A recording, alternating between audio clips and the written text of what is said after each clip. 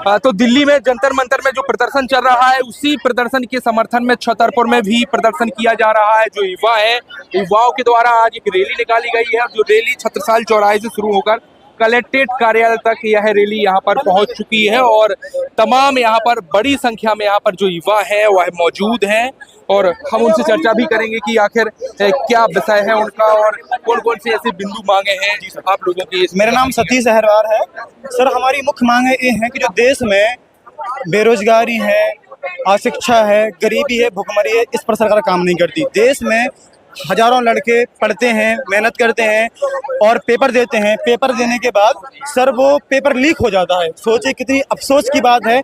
मैं sir sub inspector selected हूँ, मेरा सर पेपर में 110 नंबर आए तो सरकार ने मेरे 15 नंबर घटा दिए सर। कई बार पेपर में अच्छे नंबर आने के बाद भी लोगों को, लड़कों को, पढ़ने वाले युवाओं को क्यों हटी नहीं आपके 15 नंबर? क्या पेपर में मिस्टेक थी या नहीं? पेपर में नॉर्मलाइजेशन में घटते हैं सर। अच्छा, आजकल ये मतलब किसी किसी के सब 10 नंबर बढ़ जाते हैं। मेरा सिंपल सा फंडा है कि जो पैसे भेजते हैं सरकार को, जिनकी जुगाड़ें होती हैं, उनके नंबर बढ़ जाते हैं। जो हम जैसे गरीब असहाय होते हैं उनके नंबर घट जाते हैं।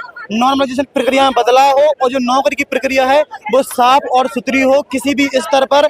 जो शिक्षक है कि सोचने वाली बात है सर कि अगर आपको शिक्षक बनना है तो आपको बीए करनी पड़ेगी, फिर बीएड करनी पड़ेगी, तब आप शिक्षक बनते हैं। और आपको अगर शिक्षक मंत्री बनना है तो आपको 10वीं पास चाहिए। तो जो राजनीति के पद हैं उनमें भी एक योग्यता होनी चाहिए और जो उसके लायक है उनको वो पद मिलना चाहिए। क्योंकि सर आप दिमाग लगाइए कि अगर आपको एक शिक्षक बनना है तो आपको 4 डिग्री करनी पड़ती है, उसके बाद एक नौकरी का पेपर पास करना पड़ता है, तब आप शिक्षक बनते हैं।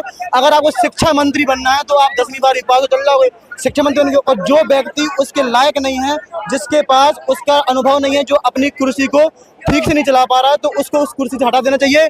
जिस दिन हम धर्मेंद्र प्रधान जी कुर्सी से हट जाएंगे तो जो बाकी के कैबिनेट के मंत्री हैं विभिन्न पदों के, उनके अंदर एक डर का माहौल पैदा हो जाएगा। तो वो अपना कार्य पूर्ण कर्तव्यनिष्ठ और सच्ची लगन से करेंगे।